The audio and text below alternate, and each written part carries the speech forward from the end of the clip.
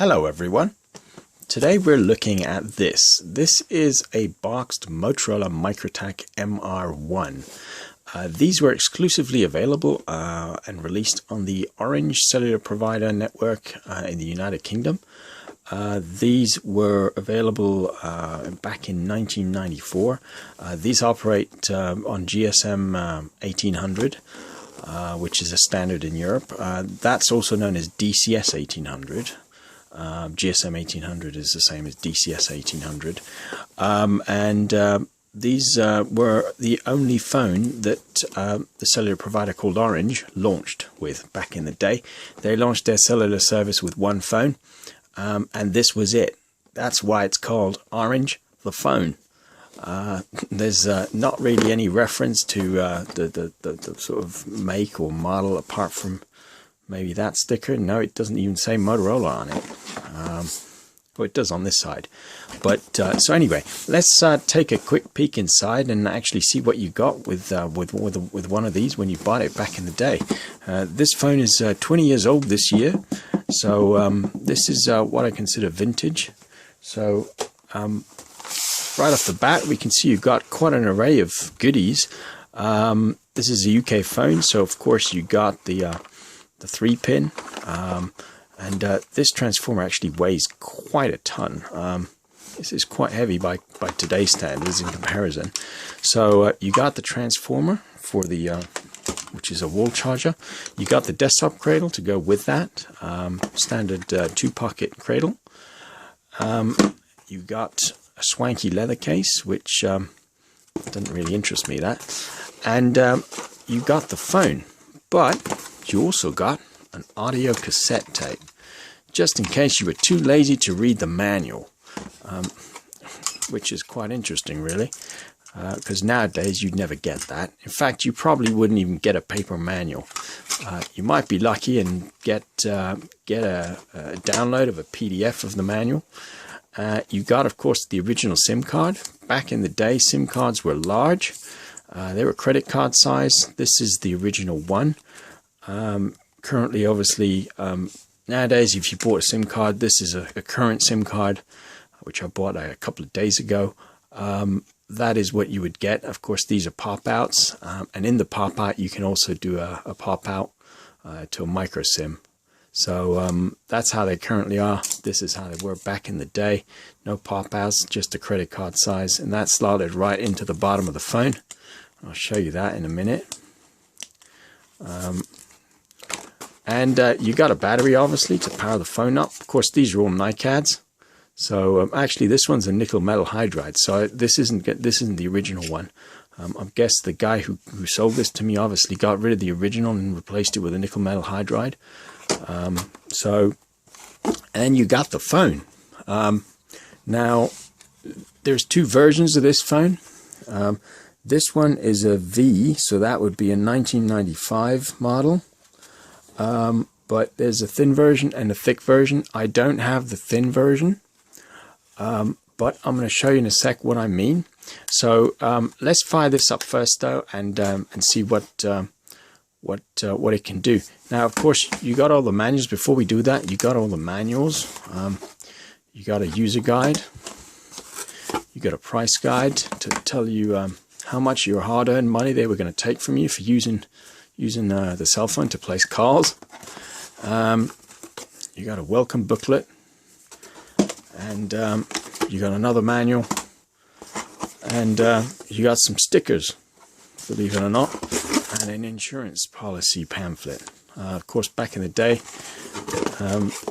these phones came with free insurance, but they quickly noticed that a lot of people are losing their phones, so they quickly discontinued that service for free. So let's fire this phone up and see if we can place a test call. Of course, we need a good battery. So I have one here, which is more up to date, and we need a SIM. So we'll use this for now. Okay, so it doesn't seem to like that. There we go.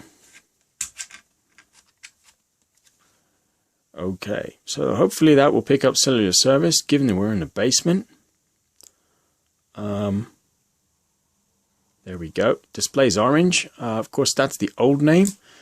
Nowadays, it should really display EE because they rebranded about a couple of years ago. So I'm not going to use this card. I'm actually going to use the other one, just to give you a realistic view of what it should say on the display. Of course, this is a newer SIM card. The one I have put in just now, that's an older one. Strange though that the older one displays EE and the newer one doesn't, but it's the same anyway. So we can just quickly go into the menu and just check. That's how you get your messages back. This phone did support messaging, but only in the very basic functions. In fact, I don't even know how to put a number or retrieve a number in the phone book, because these are so basic, and the menu on these isn't particularly good either. But to get into the menu, you press that, and then menu. Why is it not focusing? And then you use the pound or star key to navigate through.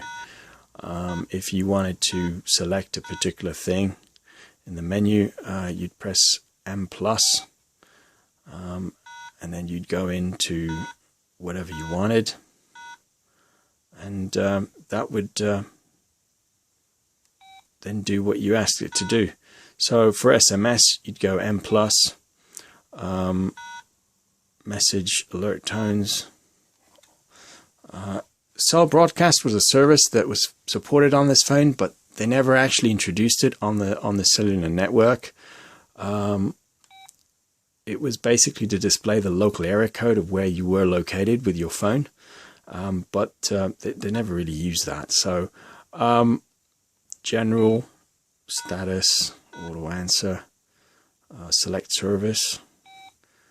This will do a cellular network scan and give you all the available services. So pretty basic in the day, I suppose. If you compare this to the menu structure of a touchscreen phone nowadays, it's all touchscreen, and you have icons and everything. This is real old school, back in the day. And this phone doesn't even show you the name of the network provider. It just shows you the code. So, for example, 234 is UK. The 30 would be the code for the particular cellular provider. So 33 would be EE. 30 would be Mercury 1-to-1, or T-Mobile as it's now known. But both of these, T-Mobile and Orange, have merged in recent times to form EE. So this has actually been updated, which is probably why this SIM displays EE on the display, and the other one I put in doesn't. But anyway, you can select either really. I guess if you select this, let's just quickly see what happens. It might say roaming, it might say EE. I've not really tried it yet. There we go. So you got the roaming triangle to say you're roaming. In fact, you're not, because it's one and the same network as they merged. So let's try and place a test call and see. Hopefully that will work.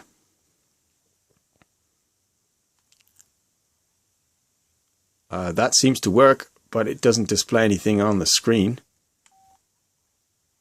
I don't know if you can hear that. Yeah, so that definitely works. You can close the flip, and that will end the call. Now, you might recognize these from one of the other videos I've done, because this inherently is the same phone as one of these. This one's just branded orange. Now, these ones were the same phone, just branded for the E+ network in Germany. Now, these also operate on GSM 1800 or DCS 1800 as it was known back in the day. They are fundamentally the same phone, pretty much identical, menu-wise and functions-wise. It's just that the orange version supported a function called line 2, where you could have two separate numbers on one SIM, and they'll both be active at the same time, so you could place and receive calls on both numbers simultaneously. As far as I know, that service never existed on the E+ network, so this phone doesn't support it. Also, I mentioned earlier that there's a thick version of this and a thin version of this, and I don't mean by putting a different size batteries on. I mean the actual phone. There's two versions, and these are both the same phone, exactly identical. The one on my left obviously had a harder life because the buttons are a bit worn up here. This one's in much better shape, I guess. But what I mean is, the one on my left is thinner than the one on my right. And you can clearly see that because the one on my right has an extra couple of little plastic groove there, which makes it that much thicker. Now, I don't have a thin version of this phone. So if you take the battery off, these are thick. Now, this is, what is this? This is a V. So that will be in 1995. The very early ones, sorry, the later ones are these.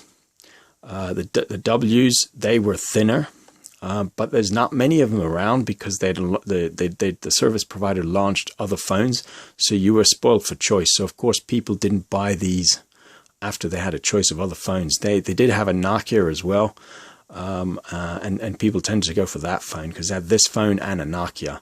And then about 7 months after that, they had 2 or 3 other handsets as well. So, but yeah, so a thick and thin version of this. I'll do another video probably with these ones though, because these are a bit different in terms of the menu being in German and whatnot. But fundamentally, they're the same phone as the MR1, which is this one here. So anyway, that's pretty much all I have to say about this phone. Don't forget to subscribe and do check out some of my other videos. I can unlock these. In fact, why don't we actually do that? Let's quickly unlock this. What I mean with unlocking is that you can use any other SIM in it. Currently, if you were to put a Verizon SIM in this phone, for example, you would get an enter special code. There's a SIM card in there, isn't there? That might help. You would get enter special code, which means that you can only use an orange SIM card in this phone. Now, in order to use any other SIM card, you'd have to take the service restriction off. So what I'm going to do is just quickly show you how I do that. I have here a blank SIM which I've programmed up with some extra code, and this should hopefully put this phone into test mode. With a bit of luck, there we go. So all you need to do is go 06 pound 03 pound 06 pound, and that removes the service restriction. Take that SIM card out, power the phone off, then back on, and if we take the same Verizon SIM back in, that should now not ask for a special code. In fact, that might ask to select the service, but it won't ask for a special code.